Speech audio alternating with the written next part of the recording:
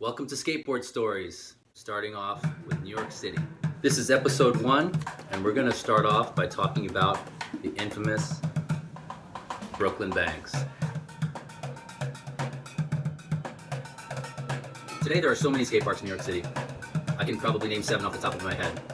We've got Tribeca Skate Park, Chelsea Skate Park, there's one in Riverside that's often just closed all the time, but the Bronx Skate Park, we've got the Lower East Side Skate Park, we've got the one in Dumbo, the Fat Kid Park, I think they call it. Very rad park. Bay Ridge Skate Park.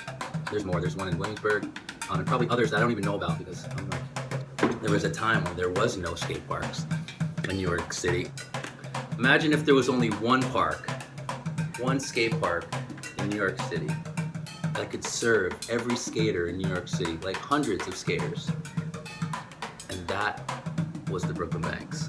And the magical, radical thing, crazy thing is that it wasn't even designed for skateboarding. So it wasn't even designed for skating, yet every part of it was skatable. Every curb, every ledge, every wall.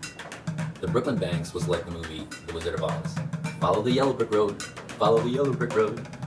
Except the bricks were red.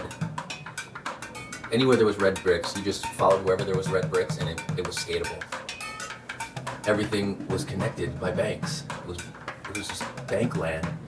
And everything, the banks connected to curbs or connected to ledges. The banks were smaller, but then as you got down, they got bigger.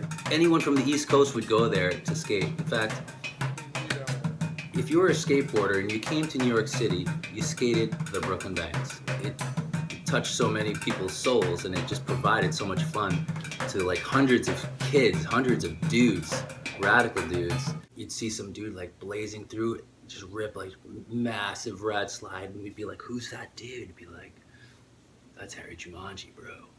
We'd be like, that guy's sick. Every part was rideable, grindable, slidable. It was an awesome place. And the fact that it could house like hundreds of skaters at a time, it was mind-blowing. It was like the city's gift. Like, the universe just was like, here, have this. Awesomest place to skate ever. But it's not a skate park. Not at all. Then most of the time we skated the small banks. But if it got too crowded over there and you wanted to be like your loner dude, you go down to the big banks, which is the only place you can skate now. And if that was kind of like you didn't really feel like doing that, or if it was raining, you skate under the bridge on the slipperiest, longest, double-sided curbs, like endless curves. I invented the nose slide there, but that's another story that's coming with Jeff Pang. I love telling that story.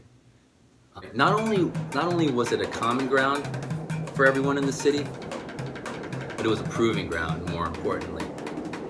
If you did anything that was unique or totally radical or brand new at the Brooklyn Banks,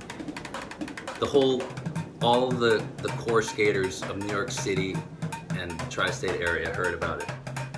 The really cool thing was that your tricks were accounted for.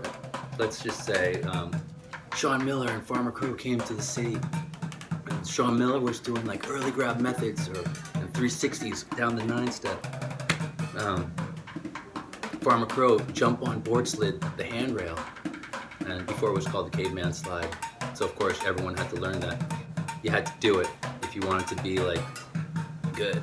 So everyone was trying to be the best, or some of us were trying to like be the best skater.